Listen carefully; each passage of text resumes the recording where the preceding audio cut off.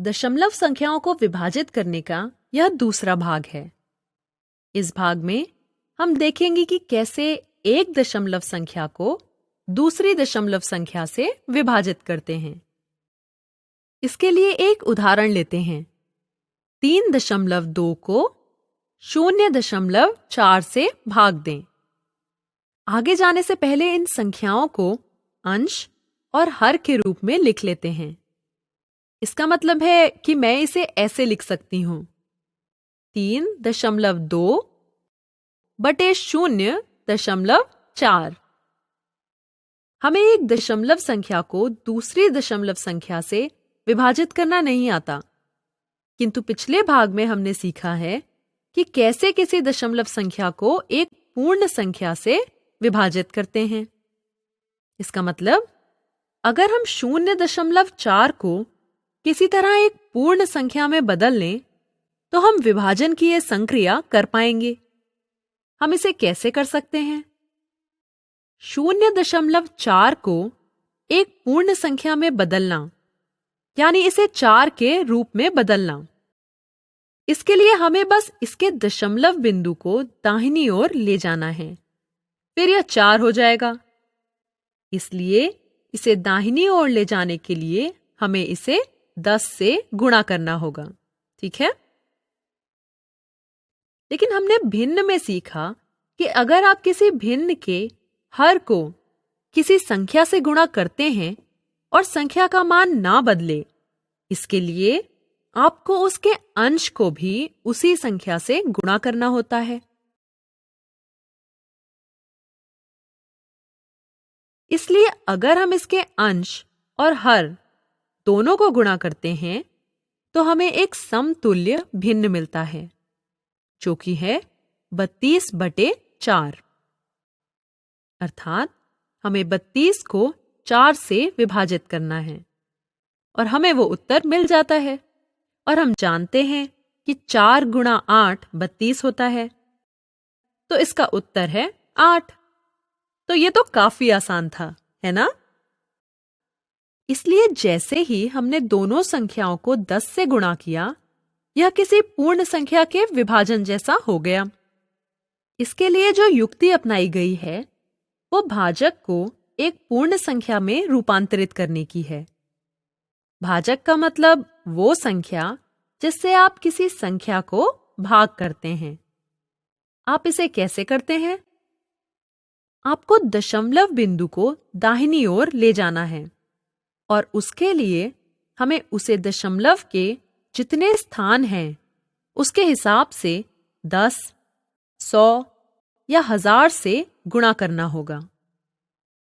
लेकिन जब भी आप भाजक के दशमलव बिंदु के स्थान को बदलते हैं तो आपको भाज्य के दशमलव बिंदु के स्थान को भी बदलना होता है, अर्थात उस संख्या को जिसे हमें भाग देना है।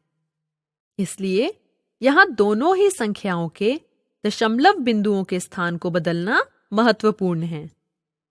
जिसका विभाजन करना है और जिससे विभाजन करना है। जब तक आप दोनों संख्याओं के दशमलव बिंदुओं को नहीं भूलते, आप इसे सही नहीं कर पाएंगे। और इसका अगला चरण तो और भी आसान है। यहां वैसे ही भाग करें जैसे आप पूर्ण संख्याओं के साथ करते हैं।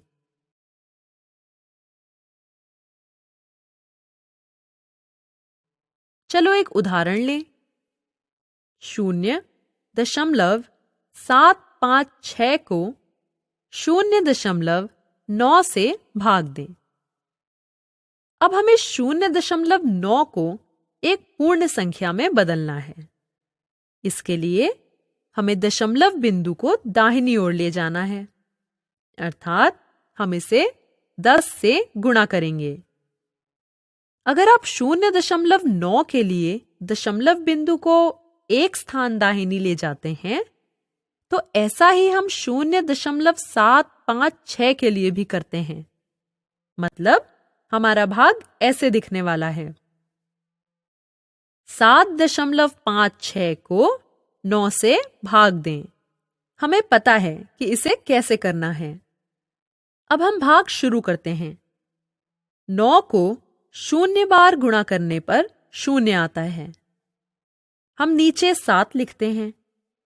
क्योंकि अब पूर्ण भाग का विभाजन हो चुका है, तो भागफल में हम दशमलव लिखते हैं और 5 को नीचे लाते हैं। 9 को 8 बार गुणा करने पर 72 आता है। इसका शेषफल 3 बचता है। इसके बाद 6 को नीचे ले आते हैं। 9 को 4 बार गुणा करने से 36 आता है और शेषफल में 0 बचता है। इसलिए हमारा उत्तर 0.84 है। कुछ और उदाहरण करते हैं। इन 2 चरणों का उपयोग करते हुए हम इन उदाहरणों को हल करेंगे। पहला सवाल, 8 को 0.25 से विभाजित करना है। 0.25 में दशमलव बिंदु को हमें 2 स्थान दाहिनी ओर खिसकाना है। ऐसा ही हम 8 के साथ भी करते हैं, यानी हम इसे 100 से गुणा करते हैं। इससे यह विभाजन ऐसा दिखेगा। 800 को 25 से भाग करें। अब आप यहां क्या करते हैं? अब इसमें कोई दशमलव बिंदु नहीं है। यह पूर्ण संख्याओं को भाग करने जैसा है। अब भाग करने के समय हमें दशमलव बिंदु के बारे में सोचने की कोई जरूरत नहीं है। यह किसी भी नियमित पूर्ण संख्या के विभाजन जैसा है। 800 को 25 से विभाजित करते हैं। यह तो बहुत ही आसान है। 25 का 3 गुणा 75 है। इसका शेषफल 5 है। 0 को नीचे लाते हैं। 25 का 2 गुणा 50 होता है और 50 घटाव 50 बराबर 0। इसलिए आपका उत्तर 32 है। अगर समस्याएं थोड़ी अलग हों तो क्या होगा? अगर समस्या कुछ ऐसी हो कि 0.8 को 0.25 से भाग करें। अब आप दशमलव बिंदु को दाईं ओर ले जाते हैं तो भाजक को 25 बना देते हैं और भाज्य 0.8 80 बन जाता है। इसलिए आपका सवाल अब 80/25 हो गया है। अब आप फिर से समान तरीके से भाग करने की शुरुआत करें। 25 को 3 से गुणा करने पर 75 आएगा। शेषफल 5 मिलेगा। क्या आप यहां रुक जाते हैं? नहीं, हम जानते हैं कि इसके लिए दशमलव संख्या के अंत में हमें एक अतिरिक्त 0 लगाना है और हम आगे भाग करते जाएंगे। लेकिन यहां दशमलव संख्या है कहां? 80 तो एक पूर्ण संख्या है। पर आप जानते हैं कि 80 को 80.0 भी लिखा जा सकता है, तो ये अतिरिक्त 0 है। हम 80.0 लिखते हैं और 0 को नीचे ले आते हैं और भाग की संक्रिया को जारी रखते हैं। 25 को 2 से गुणा करने पर 50 मिलता है। 50 घटाव 50 बराबर 0। इसलिए हमारा उत्तर 3.2 होता है। एक और सवाल हल करते हैं। 3 को 0.4 से भाग दें। अगर आप दशमलव को एक स्थान दाहिनी ओर ले जाते हैं, अर्थात अगर आप दोनों ही संख्याओं को 10 से गुणा करते हैं, तो सवाल 30 को 4 से भाग करने का रह जाता है। अब इसे भाग करना शुरू करते हैं। 4 को 7 से गुणा करने पर आता है 28। 30 घटाव 28 बराबर है 2 के। 30 के बाद हम एक दशमलव बिंदु रखते हैं और एक अतिरिक्त 0 लगा देते हैं। उस 0 को नीचे लेकर आते हैं और भाग करना जारी रखते हैं। 4 को 5 से गुणा करने पर 20 आता है। 20 घटाव 20 बराबर 0।